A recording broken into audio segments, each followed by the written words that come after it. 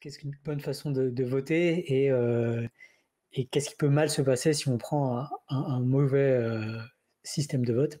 Donc n'hésitez pas à poser des questions et à répondre aux questions aussi dans le chat, aux questions que je vous poserai.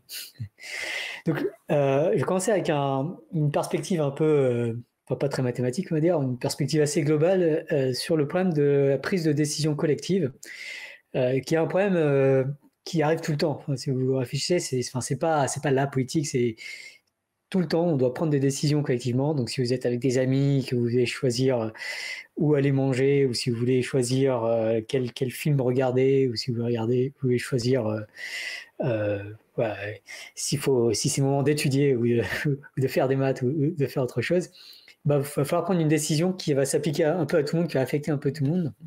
Donc, on a un problème de décision collective. Et dans l'histoire, en fait, il y a eu beaucoup de réflexions sur comment on peut faire ça, beaucoup d'innovations, en fait, finalement.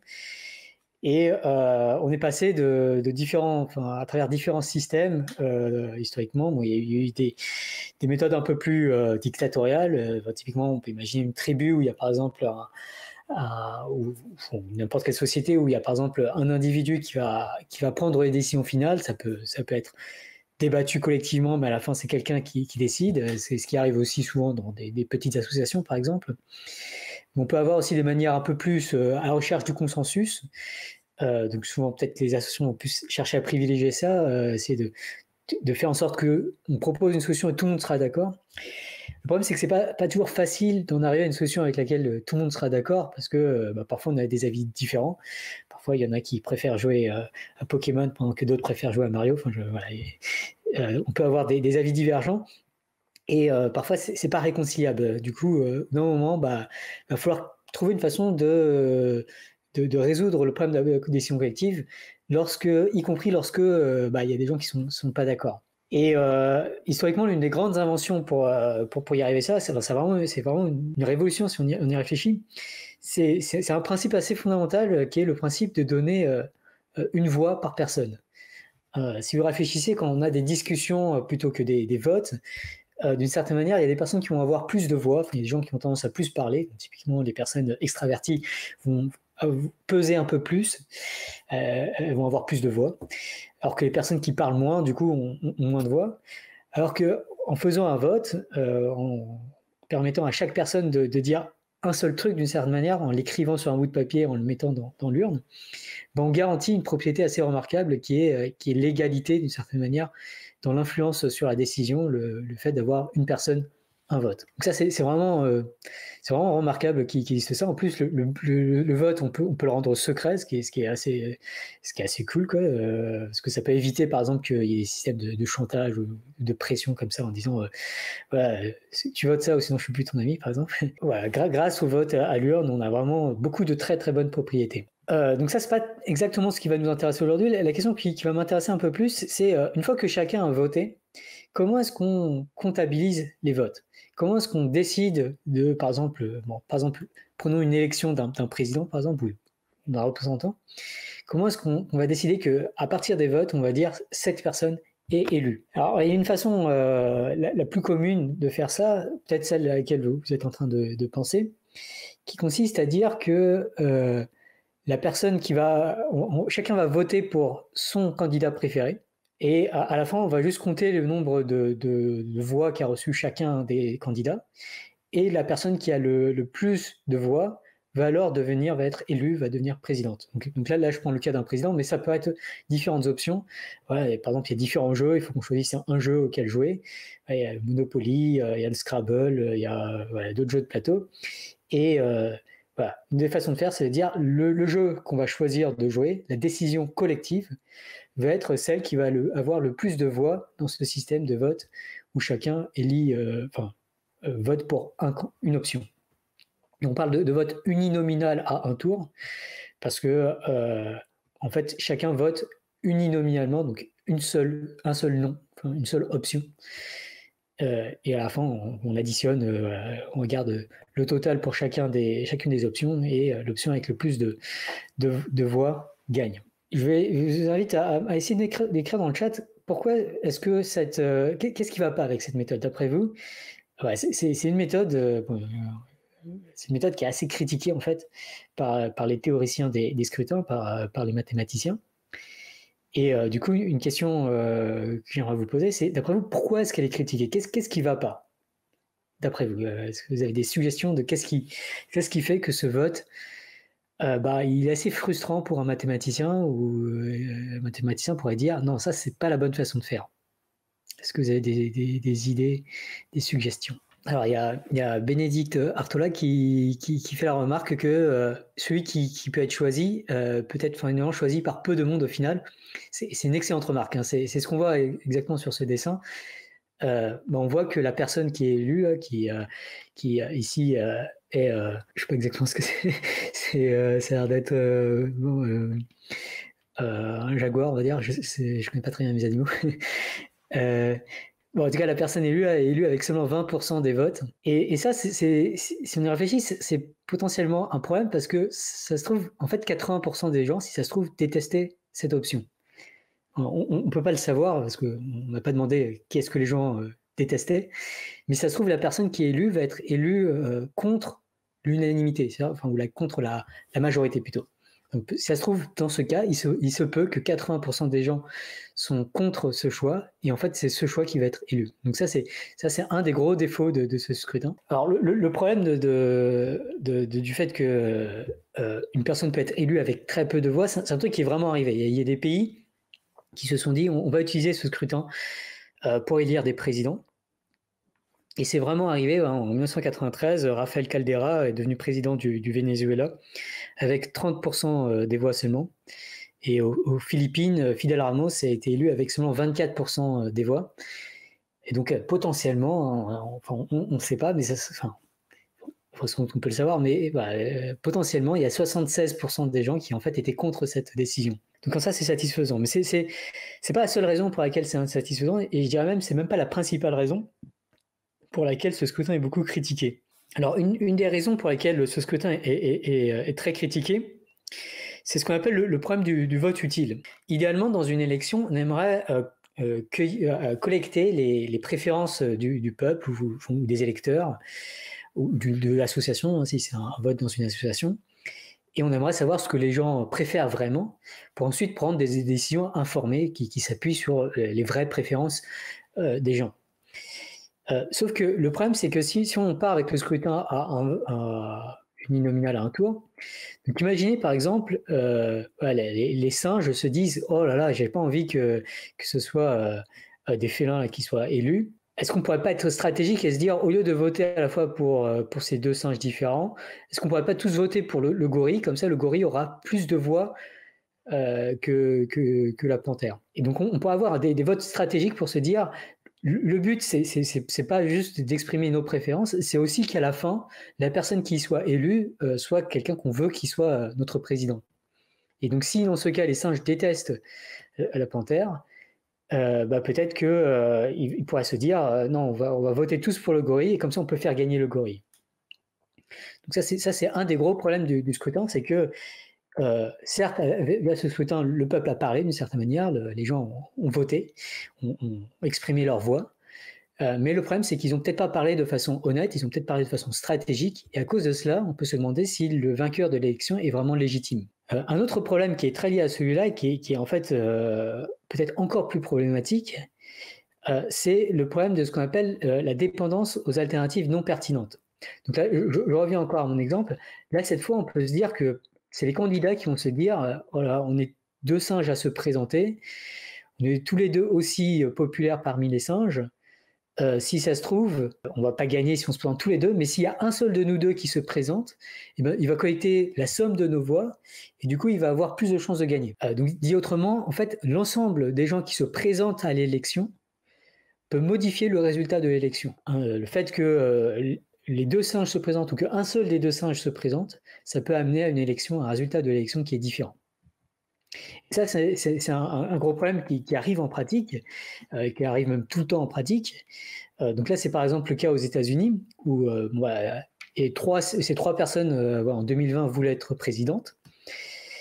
Et le truc, c'est que donc Joe Biden à gauche et Andrew Yang à droite, en fait, beaucoup d'idées en commun. Ils sont un peu plus proches. Et du coup, ils se sont fait la remarque que si Joe Biden et Andrew Yang se présentent tous les deux, alors ils vont va avoir un éparpillement des voix, donc ils vont diviser les voix, et Joe Biden n'aura pas la majorité des voix. Et il pourrait perdre du coup contre Donald Trump. Et donc ça, c'est un énorme problème. Donc c'est pour ça en fait que dans beaucoup de démocraties, en tout cas toutes les démocraties qui utilisent le scrutin à un tour, mais même la plupart des démocraties, vont davantage chercher à s'organiser sous forme de parti et à présenter un seul candidat par parti. Donc c'est ce qu'on appelle parfois les primaires. Donc les primaires d'un parti, c'est une façon de se dire on va pas présenter plusieurs candidats parce que sinon on va avoir un éparpillement des voix. On va présenter un seul candidat. Et du coup, ça amène aussi à toutes sortes de jeux politiques, de pactes politiques, de coalitions entre les politiciens, qui font que finalement le résultat du vote va être pas mal manipulé et va être le résultat de beaucoup de jeux politiques. Ça m'amène à exprimer ça sous la forme d'un théorème. Donc ça, on peut le formaliser mathématiquement et le démontrer. C'est des théorèmes très faciles à démontrer, mais c'est un peu l'attitude du mathématicien. On va chercher à prouver qu'il y a des problèmes, en tout cas peut y avoir des problèmes. Et donc si on étudie le scrutin uninominal à un tour, on peut montrer qu'il est arbitrairement non unanime, c'est-à-dire qu'il peut élire une option qui en fait est détestée par une majorité, ou voire une quasi-unanimité s'il y a beaucoup de candidats. Le scrutin uninominal à un tour est aussi susceptible au vote utile, c'est-à-dire que les gens ont intérêt à être un peu stratégiques et du coup les résultats du vote, les voix exprimées ne sont pas forcément les vraies préférences.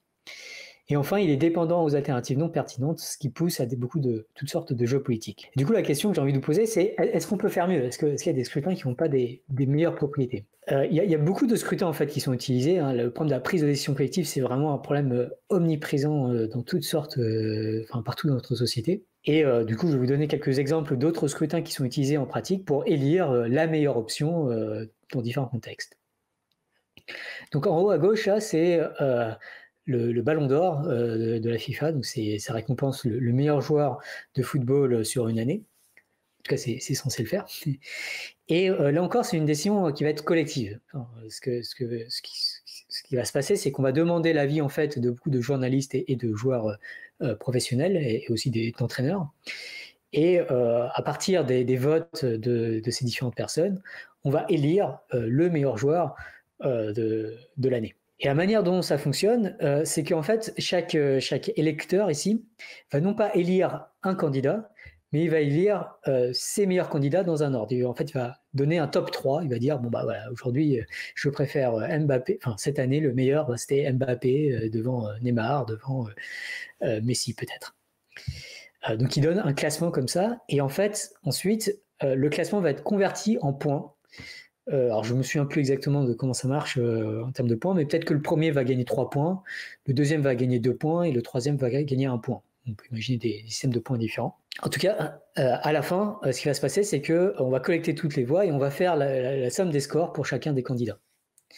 J'espère que c'est assez clair. Voilà, donc peut-être que cette année, l'année qui vient, peut-être que Mbappé va gagner le Ballon d'Or. S'il a gagné le Ballon d'Or, c'est parce que la somme de ses scores va être supérieure à la somme des scores de n'importe quel autre candidat. Alors, un autre scrutin qui est utilisé, alors c'est un scrutin qui est très, en gros celui qui a été proposé historiquement, plus ou moins en premier en termes par un mathématicien, on va dire, c'est donc par quelqu'un qui s'appelle Jean-Charles de Borda, dans les années 1700 et quelques, 1760 je crois, quelque chose comme ça. Et c'est un scrutin qui, donc si vous réfléchissez, on peut reprendre les propriétés qu'on vient d'étudier. Donc il reste assez arbitrairement non unanime. C'est-à-dire que quelqu'un peut gagner alors que finalement c'est très peu de gens qui l'ont mis en première option et la plupart des gens en fait le détestent. C'est pas encore très top à ce niveau-là. C'est encore susceptible au vote utile si vous voulez que Mbappé gagne et que vous savez que ça va se jouer entre Mbappé et Neymar. Vous avez intérêt en fait à ne pas mettre Neymar dans votre classement, même si vous pensez que c'était le deuxième d'après vous. Et enfin, c'est assez indépendant aux alternatives non pertinentes. Là, pour le coup, ça c'est bien à ce niveau-là. Donc c'est un scrutin qui est pas top. Ça a quelques bonnes propriétés, mais c'est pas top. Un scrutin que je recommande beaucoup plus, c'est le scrutin Doodle. Si vous réfléchissez, donc Doodle, c'est cette plateforme doodle.com où souvent les gens utilisent pour fixer une date. Si vous voulez voir des amis, vous allez dire bon bah on va se retrouver tel jour, mais pour choisir ce jour, qui est un problème d'élection encore une fois, prise de décision collective, souvent on va lister plusieurs options, plusieurs dates possibles. Et cette fois, le vote, ça va être pour chaque personne va voter en disant ce jour-là je suis disponible, ce jour-là je ne suis pas disponible. Il y a deux options, c'est soit je suis d'accord pour cette date, soit je ne suis pas d'accord. C'est ce qu'on appelle parfois aussi le vote par assentiment, parce que on dit oui ou non à chacune des options. Et à la fin, l'option avec le plus de oui gagne. Ouais, j'espère que c'est assez clair. Si à la date qui a le plus de gens qui peuvent venir à cette date-là, ça va être souvent celle qui va être élue. Bon, bien sûr, on peut faire des trucs différents, mais c'est un scrutin. Et c'est un scrutin qui est vraiment pas mal. Ça a pas mal de bonnes propriétés. Peut-être une des propriétés les plus importantes, c'est que c'est très simple. C'est tellement simple que Doodle est devenu un succès. Ça a aussi d'assez bonnes propriétés. Donc en termes de non, c'est pas arbitrairement non unanime, puisque le vainqueur, c'est forcément quelque chose avec lequel pas mal de gens ont dit oui. Ça reste un peu susceptible au vote utile, mais pas trop. On peut se dire si vraiment il y a trop de noms de cette date-là, et je peux, mais en fait j'ai pas envie de cette date-là, on peut toujours mentir sur sa préférence. Mais bon, ça va, c'est pas aussi horrible que les autres. Et c'est assez indépendant aux alternatives non pertinentes. S'il y a plusieurs candidats, d'autres candidats qui se rajoutent, a priori, ça ne change pas trop. Est-ce qu'on est d'accord avec les candidats qui étaient présents? Donc Doodle, c'est vraiment pas mal. Un autre vote qui pour le coup, là, ça va peut-être vous surprendre, c'est un peu différent. C'est Roland Garros, par exemple. Donc ce tournoi de tennis à Paris. Roland Garros, on peut voir ça aussi comme une élection. C'est finalement Roland Garros cherche à élire un meilleur joueur du tournoi. Donc la manière dont ça fonctionne à Roland Garros, c'est que va y avoir des matchs. À chaque fois, entre deux, on va avoir un tableau de matchs, et puis chaque candidat va jouer contre un autre candidat, et puis s'il gagne, il passe au tour suivant, et celui qui perd est éliminé. Et à la fin, on monte comme ça, demi-finale, finale, j'imagine que vous voyez quand ça fonctionne. Et du coup, le vainqueur gagne. Et on peut imaginer que tout à fait quelque chose comme ça en politique, on pourrait se dire, on va faire un tournoi, et à chaque fois on va faire un référendum, on va faire un vote pour savoir, on va faire un calendrier des matchs avec des huitièmes de finale, quarts de finale, demi-finale et finale. Et le candidat, l'homme politique, à chaque match, en fait, c'est un référendum. On va demander à la population, entre Mélenchon et Macron, lequel vous préférez, et puis et du coup on fait un référendum, et puis le vainqueur passe au tour suivant. On pourrait tout à fait imaginer ça, et c'est un scrutin qui a pas mal de bonnes propriétés. Bon, il a un gros défaut, c'est que faut faire quand même pas mal de matchs, du coup pas mal de référendums, du coup ça prend quand même un peu de temps. Et il y a un autre défaut qui est peut-être un peu plus vicieux pour le mathématicien, c'est que le vainqueur de ce tournoi, ça peut dépendre du tableau des matchs. On peut imaginer que si Rafael Nadal avait joué contre Djokovic très très tôt, peut-être que Djokovic aurait perdu, alors que peut-être qu'autrement, Djokovic aurait pu, Rafael Nadal aurait perdu contre quelqu'un d'autre. Bon. Il peut y avoir des systèmes comme ça où l'ordre des matchs fait qu'on a des résultats différents. Et enfin, un dernier scrutin dont je vais vous parler, c'est... je vous reparlerai davantage de ce scrutin un peu plus tard, mais en France, on utilise un autre scrutin encore pour élire le président, qui est le scrutin uninominal à 2 tours. J'en reparlerai un peu plus tard. Si vous avez des questions, n'hésitez pas à les mettre dans le chat. Alors, je vous parlerai du scrutin en France, et en particulier de pourquoi est-ce qu'il n'est pas très apprécié finalement des mathématiciens. Avant d'arriver là, je vais vous parler d'un scrutin qui est apprécié de pas mal de mathématiciens, qui a été inventé en fait par des mathématiciens français d'ailleurs, Michel Balinski et Rida Laraki, qu'on appelle le jugement majoritaire. Donc le jugement majoritaire, c'est quoi? On a différents candidats. Donc ici, sur cette image, c'est Pierre, Paul, Jacques, Marie et Jeanne. C'est différents candidats. D'ailleurs, je devrais dire que cette image est prise d'une excellente vidéo de la chaîne Science Étonnante qui s'appelle Réformons l'élection présidentielle, que je recommande très vivement. Et donc le scrutin qui est décrit, donc le jugement majoritaire, dans ce scrutin, en fait, chaque personne va donner des mentions aux différents candidats. Au lieu de dire quel est votre candidat préféré, ou au lieu de dire si un candidat vous paraît OK ou pas OK, vous devez dire pour chaque candidat à quel point vous le trouvez bien. Donc par exemple, Pierre, vous allez peut-être dire Pierre, il est assez bien. Paul, il est à rejeter. Peut-être que Jacques est bien. Peut-être que Marie est très bien. Et peut-être que Jeanne est excellente. Voilà, c'est votre avis peut-être. Et votre vote, ça va être une mention que vous donnez à chacun des candidats. Ensuite, ce qui va se passer, c'est que pour chaque candidat, on va collecter l'ensemble de toutes les mentions qu'il a reçues. Donc les mentions qu'il a reçues de vous, mais de tous les autres électeurs aussi. Et ensuite, on va les trier, on va les mettre comme ça sur une pile en mettant les très bonnes mentions tout en bas et les très mauvaises mentions tout en haut. Et on va faire une pile comme ça dans cet ordre, du meilleur au moins bien. Et ensuite, on va tirer exactement la mention qui se trouve au milieu de cette pile. C'est ce qu'on appelle la médiane, c'est la mention qui est juste au milieu. Et cette mention, ça va être la mention, on parle de mention majoritaire donnée à ce candidat. Et ensuite, le jugement majoritaire propose d'élire le candidat avec la meilleure mention majoritaire. Donc là, dans cet exemple, le truc au milieu, là, c'est Jacques qui gagne, parce que Jacques, le truc au milieu, ça correspond à du bleu clair. Le bleu clair, ça correspond à bien. Donc la mention de Jacques est bien, alors que par exemple, la mention de Paul, c'est du rouge moyen.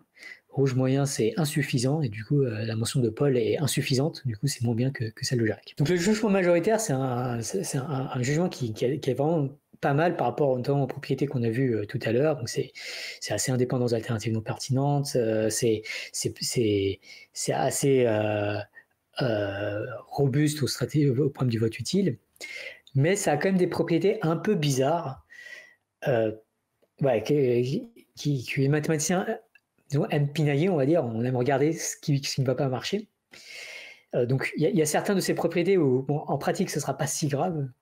Il y a d'autres propriétés qui peuvent être un peu plus préoccupantes, on va dire. Je ne vais pas rentrer dans tous les détails parce que ça devient un peu trop technique. Mais globalement, on peut quand même dire que le jugement majoritaire est nettement mieux que les scrutins utilisés aujourd'hui, mais qu'il est loin d'être parfait. Il n'est pas tout à fait parfait, on va dire. Mais il est largement mieux que les scrutins utilisés aujourd'hui. Donc si on passait des scrutins aujourd'hui au jugement majoritaire, ça serait un énorme progrès, en tout cas d'un point de vue mathématique, au point de vue des propriétés du scrutin. Alors maintenant, je vais vous parler un peu du scrutin uninominal à 2 tours, qui est le scrutin utilisé en France aujourd'hui. Donc on va parler, si je voulais, je ne veux pas trop coller à l'actualité, je vais vous parler du scrutin qui a eu lieu en 2012, où les 5 plus grands candidats, c'était ces 5 personnes-là, donc François Hollande, Nicolas Sarkozy, Marine Le Pen, Jean-Luc Mélenchon et François Bayrou. Et au premier tour, ils ont reçu ça comme vote, donc François Hollande est passé au second tour. Ce que je veux dire, c'est que comme c'est un scrutin uninominal à 2 tours, chacun au premier tour vote pour son candidat préféré. Et à la fin, on regarde qui a le plus de votes. Et en fait, on va regarder les 2 qui ont le plus de votes, et ces 2-là vont passer au second tour. Donc là, dans ce cas, François Hollande et Nicolas Sarkozy sont passés au deuxième tour. Et ensuite, au deuxième tour, c'est un référendum. C'est un 1 contre 1 et il faut voter pour le préféré. Et là, au second tour, c'est François Hollande qui a gagné. Et du coup, François Hollande est devenu président de la République en 2012. Et on pourrait se dire que du coup, François Hollande semble tout à fait légitime. On a l'impression que la majorité a décidé et selon la majorité, François Hollande est la personne préférée des Français, selon la majorité. Et ben en fait, quand on regarde un peu les statistiques, alors certaines un peu officieuses qui ont été faites à ce moment-là, on se rend compte que en fait, c'est pas tout à fait le cas. On se rend compte qu'en fait, il existait un candidat, François Bayrou, qui en fait battait n'importe qui en 1 contre 1. Si on faisait des référendums, c'est-à-dire que le soir de l'élection, juste après que Hollande soit élu, si on avait rajouté un référendum, c'est-à-dire juste au cas où on va faire un référendum, on va dire entre François Bayrou et François Hollande, qui vous pensez élire, et bien il se trouve que François Bayrou aurait probablement gagné cette élection. François Bayrou, bizarrement, battait François Hollande en 1 contre 1, et en fait, il battait aussi Nicolas Sarkozy et Marine Le Pen et Jean-Luc Mélenchon. Et en fait, une telle option, un candidat qui battrait tout le monde comme ça en 1 contre 1, si on faisait des référendums en 1 contre 1, c'est ce que le marquis de Condorcet avait appelé un vainqueur de Condorcet. Hein, donc Condorcet, c'est un philosophe et mathématicien, et un mathématicien de qualité, qui a vécu donc, dans les années 1760. Bon, donc, il y a eu une publication sur ça. Alors je vais me tromper parce que je trompe toujours avec la place, mais je crois que c'était 1774 sa publication, où il parle de ces scrutins, et donc il disait que en fait, ça serait quand même bien que un scrutin satisfasse ce qu'on appelle aujourd'hui le principe de Condorcet. Le principe de Condorcet, c'est dire que s'il y a une option qui bat n'importe qui en duel, si elle est préférée à toute autre option par une majorité, alors cette option devrait être élue. Donc ça paraît être le principe de majorité dans sa forme la plus pure. Et bien, ce qu'on se rend compte, c'est que les scrutins qu'on utilise aujourd'hui en France, enfin, le scrutin uninominal à 2 tours qu'on utilise aujourd'hui en France, est un scrutin qui ne respecte pas le principe de Condorcet. Et il peut y arriver qu'il existe un vainqueur de Condorcet, et ce scrutin ne l'élit pas. Et pourquoi est-ce qu'il ne l'élit pas? Bon, on peut le voir ici très bien. Ce qui se passe, c'est qu'en fait, au premier tour, dans ce vote uninominal, eh ben, le vainqueur de Condorcet peut se faire élire, peut se faire éliminer, parce qu'il n'est pas le préféré, le numéro 1 chez beaucoup de Français, mais il bat n'importe qui en duel. C'est vraiment des trucs, des bizarreries des scrutins, mais si on a envie de respecter le principe de majorité, il semble que cette notion de ce principe de Condorcet devrait être respectée. En tout cas, c'est un principe qui a été largement célébré par beaucoup de mathématiciens. Alors, on peut le voir visuellement, le vainqueur de Condorcet. Donc, le vainqueur de Condorcet, on peut le voir visuellement en traçant des flèches. Donc ici, j'ai tracé une flèche de François Hollande vers François Bayrou, parce que François Bayrou bat François Hollande en duel. Et donc, à travers ce graphe, ce qu'on appelle le graphe des duels, donc pareil, il y a une flèche de Jean-Luc Mélenchon vers François Bayrou, parce que en 1 contre 1, la majorité préfère François Bayrou. Et là, avec ce graphe, on voit très très très bien que le vainqueur de Condorcet est François Bayrou. Pourquoi? Parce que toutes les flèches pointent vers François Bayrou. C'est une façon très visuelle et très très simple de visualiser le vainqueur de Condorcet. Le vainqueur de Condorcet, c'est le candidat vers lequel toutes les flèches pointent. Alors on pourrait se dire, ok, mais ça a l'air compliqué. Comment est-ce qu'on fait pour obtenir ce graphe des duels? Comment est-ce qu'on fait pour savoir que la majorité préfère François Bayrou à François Hollande? Est-ce qu'il faut demander à chaque fois pour chaque paire de candidats? Ça commencerait à être compliqué. On peut faire un truc beaucoup plus simple. La grosse astuce, c'est qu'il faut dépasser le cadre où on vote de façon uninominale. En fait, c'est une très mauvaise idée de voter de façon uninominale. Pourquoi? Parce que lorsqu'on vote de façon uninominale, en fait, on ne dit pas grand-chose. Souvent, nos préférences sont beaucoup plus complexes que j'adhère avec ce candidat. Souvent, on a la préférence en se disant en plus, je préfère tel candidat à tel autre candidat, à tel autre candidat, et tel autre candidat est vraiment mauvais. Je pense que ça correspond un peu plus à ça, si on rentrait un peu plus dans les détails des préférences des électeurs. Donc il faut renoncer à ça, et l'astuce, c'est au lieu de voter uninominalement, on va voter un classement. On va se dire, telle est mon option préférée, mon option numéro 1, mon option numéro 2, mon option numéro 3, et ainsi de suite. Je propose de faire ça pour répondre à la question. Donc, disons qu'entre nous, on va élire le plus grand mathématicien de l'histoire. On va considérer seulement 3 candidats pour aujourd'hui, entre Leonhard Euler, Carl Friedrich Gauss et Henri Poincaré. On peut se demander quel est le plus grand mathématicien. Donc là, pour voter, il va falloir voter un classement, de dire, par exemple, cette personne, si elle vote ça, c'est qu'elle préfère Leonhard Euler à Carl Friedrich Gauss à Henri Poincaré. Voilà, donc ça, c'est 6 votes possibles que vous pourrez faire. Et je vous invite à le faire vraiment. Donc vous pouvez aller à cette adresse, bit.ly/Condorcet gem.2021. Et donc si vous allez sur ce lien, vous aurez cette page où on vous demande de classer les différents candidats selon votre ordre de préférence. Dans le numéro 1 en premier, le numéro 2 en deuxième, le numéro 3 en troisième. Ok, donc voilà. Donc avec les différents votes en fait que vous donnez, comme ça, on pourra savoir en fait qui gagnerait dans des duels. Donc et une question, c'est quoi la différence avec le Ballon d'Or?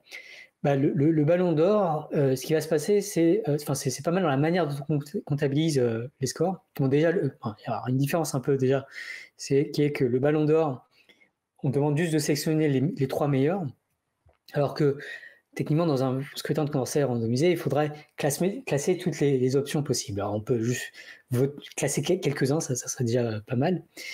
Mais la plus grosse différence, en fait, ça va être dans la manière dont on comptabilise les scores ensuite. Parce que le Ballon d'Or, donc c'est un système de points. Alors que ici, la question qu'on va se poser, c'est est-ce que si on faisait un référendum, est-ce que les gens préféreraient Euler à Poincaré, par exemple? Et bien pour le savoir, il suffit de regarder combien de gens ont classé Euler avant Poincaré et combien de gens ont voté Poincaré avant Euler. Et avec cette information, du coup, on sait s'il y a plus de gens qui préfèrent Euler à Poincaré ou plus de gens qui préfèrent Poincaré à Euler. Et donc, à partir de ça, on va pouvoir tracer le graphe des duels. Imaginons que il se trouve que vous adorez Euler. Ben, en fait, on pourra le savoir. Hein, on pourra regarder, plus de gens ont classé par exemple Euler devant Poincaré, ça nous mettra une flèche de Poincaré vers Euler. Et si plus de gens préfèrent Euler à Gauss que l'inverse, ça nous fera aussi une flèche de Gauss vers Euler. Et là, on voit le vainqueur de Condorcet, là, ça serait dans ce cas en tout cas, si c'est ça vos préférences, le vainqueur de Condorcet serait clairement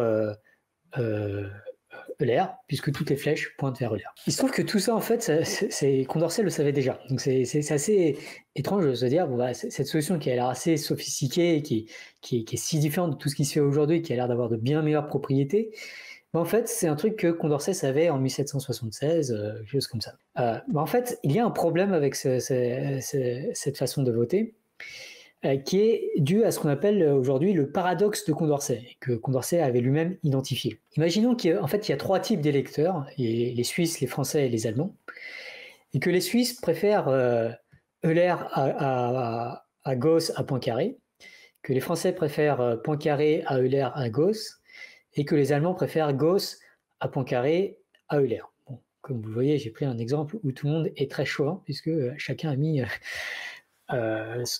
son mathématicien, le mathématicien de sa nationalité en premier. Bon, bref. Si ça, c'était les préférences, on se rend compte que si on compare, par exemple, Euler à Poincaré, on voit que, donc si on compare Euler à Poincaré, on voit que les Allemands préfèrent Poincaré à Euler. Les Allemands mettent Poincaré en 2 et Euler en 3, donc ils préfèrent Poincaré à Euler. Les Français, eux, préfèrent aussi Poincaré à Euler, parce qu'ils préfèrent Poincaré. Or, Français et Allemands, on va se poser qu'ici, ça forme une majorité, et du coup, il existe une majorité qui préfère Poincaré à Euler. Et du coup, là, il y a une flèche qui va de Euler vers Poincaré. Mais si on regarde aussi Gauss contre Poincaré, on voit que les Allemands préfèrent Gauss à Poincaré, puisqu'ils adorent Gauss. Mais les Suisses aussi préfèrent Gauss à Poincaré. Donc là, on a de nouveau une majorité qui préfère Gauss à Poincaré. Et si on regarde maintenant le troisième, on voit aussi, le troisième duel, on voit aussi que Euler bat en fait Gauss, parce qu'il y a une majorité qui est faite des Français et des Suisses. Les Français et les Suisses préfèrent Euler à Gauss. Bon, les Suisses parce qu'ils adorent Euler, et les Français aussi, ils préfèrent Euler à Gauss. Et donc là, on a une situation où il n'y a pas de vainqueur de Condorcet. Il n'y a aucun candidat vers lequel toutes les flèches pointent. Donc c'est ce que Condorcet, ce qu'on appelle aujourd'hui le paradoxe de Condorcet, et ça, c'est la raison pour laquelle le scrutin de Condorcet, le principe de Condorcet ne peut pas toujours être respecté, parce que parfois, il n'y a pas de vainqueur de Condorcet. Alors j'aurais beaucoup plus de choses à dire, et en fait, pendant longtemps, ça a bloqué beaucoup les chercheurs, les mathématiciens dans le domaine. Mais en gros, depuis, il y a eu pas mal de recherches vraiment fascinantes. J'ai eu la chance d'être impliqué dans certaines d'entre elles, où on s'est rendu compte que, en introduisant le hasard, on pouvait donner toutes sortes de très bonnes propriétés. Et alors, je vais passer très vite, je suis désolé. Mais en gros, on peut montrer que si on réfléchit en termes probabilistes, en fait, il existe un vainqueur de Condorcet unique qui va être potentiellement un tirage au sort. Et en plus, cette façon de faire, de considérer aussi le hasard, permet d'avoir des scrutins qui respectent le fait de ne pas avoir de dizaines de votes utiles. C'est une propriété très importante. Et c'est aussi un scrutin qui est indépendant des alternatives non pertinentes et qui a aussi toutes sortes d'autres bonnes propriétés sur lesquelles je ne vais pas trop m'attarder. Et tout ça, ça m'a fait dire pendant longtemps que le scrutin de Condorcet randomisé est le meilleur scrutin. En tout cas, c'est un des plus beaux, des plus élégants, qui a des propriétés mathématiques les plus belles et importantes en pratique. Et donc j'ai eu tendance à m'émerveiller beaucoup devant ce scrutin. Et pour être tout à fait honnête, aujourd'hui, je suis passé un peu à autre chose. J'ai tendance à penser que le scrutin de Condorcet randomisé est vraiment génial, mais il a quelques défauts importants qui font que ce n'est peut-être pas la bonne solution. Mais pour vous parler de tout ça, il me faudrait beaucoup plus de temps et vous parler de choses encore plus fascinantes sur la théorie des scrutins. Mais du coup, je vais éviter de le faire et je vais conclure dès à présent. Merci pour votre attention. Et est-ce que dans tous ces types de scrutins, il y a le vote blanc ou le fait qu'il y ait une très faible participation à certains scrutins rentre en jeu et a une influence? Mais c'est une question qui est vraiment intéressante et c'est une question de recherche qui m'intéresse énormément à l'heure actuelle, de savoir comment est-ce qu'on peut notamment inclure alors plus que les votes blancs, c'est même l'abstention, et en particulier l'abstention pas par protestation, mais juste parce que les gens ne sont pas allés voter, par exemple. Je pense que c'est une question très intéressante de savoir comment inclure, parce qu'il y a typiquement des scrutins, on sait que des minorités défavorisées ont tendance à moins voter que des personnes plus aisées. Et du coup, ça crée un biais qui va favoriser du coup les personnes plus aisées. Et donc, une des grandes questions de recherche qui me fascine actuellement, c'est de savoir comment est-ce qu'on peut corriger ce biais intuitivement, par exemple, en donnant plus de droits de vote aux personnes qui représentent des gens qui sont sous-représentés parmi les personnes qui sont allées voter. Il y a certains pays qui obligent, entre guillemets, les gens à aller voter sous peine d'amende. Ça peut être une piste qui peut être intéressante ou pas du tout? Bon, après, il y a des questions un peu politiques et d'ordre social par rapport à tout ça. En tout cas, je pense que c'est une question difficile. Je pense que c'est un peu assez contextuel aussi, parce que si on imagine que par exemple, aux États-Unis, pour voter, l'élection a lieu un jour de travail, un mardi, et donc on peut imaginer que si quelqu'un a un travail précaire déjà et qu'il est obligé de travailler ce jour-là, ça paraît problématique de lui donner une punition pour ne pas être allé voter. Donc bon, je ne vais pas rentrer trop dans les détails, mais je pense que c'est une question difficile. Et sur le poids des votes, ça veut dire qu'en proportion de la population, les gens qui appartiennent à une certaine partie de la population ont des voix qui sont plus importantes. J'ai pas trop bien compris ce que tu disais. Ouais, donc ça pourrait être. Alors, en fait, la grande application, ça serait pour des choses en ligne, pour des décisions pas politiques, pas liées aux structures politiques.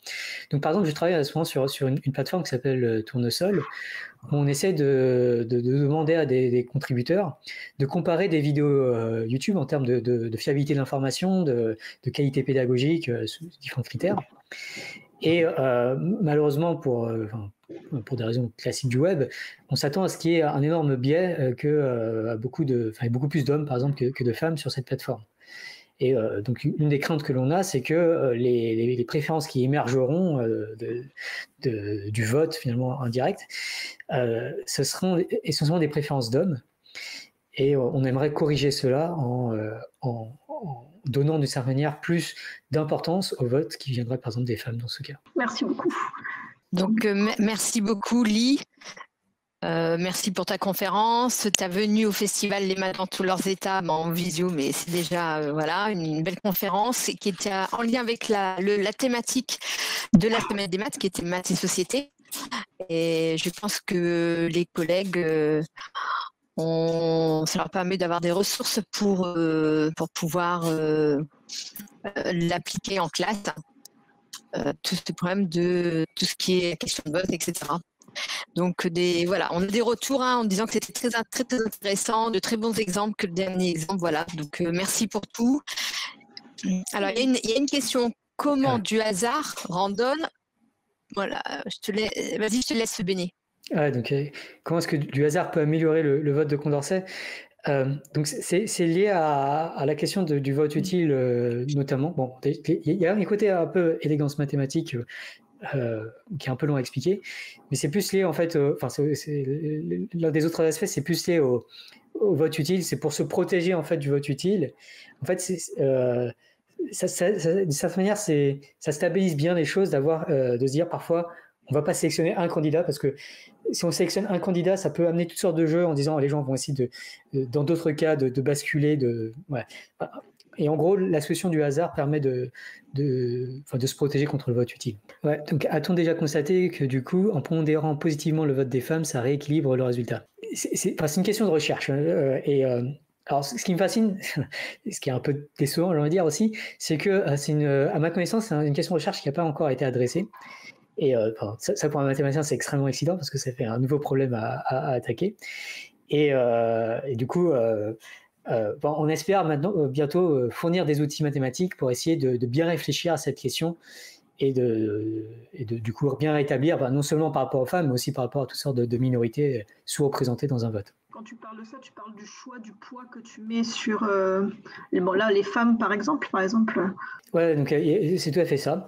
Il y a aussi une autre question qui est un peu orthogonale, même si c'est un peu lié, c'est donc en fait, qui est en fait très lié à une question que Condorcet lui-même se posait, c'est est-ce qu'il vaut mieux l'avis d'un jury ou l'avis d'un juge plus expert? Donc c'est une question qui se pose notamment pour juger la fiabilité d'une vidéo. Là, si c'est une vidéo par exemple sur la vaccination, comment est-ce qu'on finalement peut-être qu'un expert en vaccination, on devrait lui donner plus de droits de vote, il connaît mieux le sujet, au moins pour juger de la fiabilité du contenu. Et du coup, comment est-ce qu'on répartit les droits de vote aussi par rapport aussi à ce critère? C'est aussi une autre question intéressante. Merci beaucoup pour les réponses à toutes ces questions et pour la présentation. Merci à toi d'avoir participé à cette première édition des Journées GEM, donc une journée dédiée aux enseignants dans le cadre du festival des maths dans tous leurs états. Donc nous allons poursuivre demain la deuxième journée. Donc c'était une journée très riche. D'abord, je souhaite remercier l'équipe technique, Anthony et Clément, parce qu'ils sont là depuis plusieurs semaines à faire que ce live en YouTube fonctionne très bien. Le direct a très bien fonctionné cette journée. On les remercie. Je remercie Bénédicte d'avoir fait la présentation, l'animation. Je remercie tous les intervenants et tous les collègues tous venus participer, écouter les différentes conférences. J'espère que vous avez découvert des nouvelles ressources, des activités pour vos élèves. Et on vous dit donc à demain pour la deuxième édition de la deuxième journée, la deuxième journée de la journée GEM. On commencera donc avec Claire Loumet demain matin et Fabrice Destruau, donc deux ateliers, une mallette où elle va vous faire découvrir des ressources autour de art et maths, plutôt maternelle, il me semble, des ressources sur le cycle 2, cycle 3.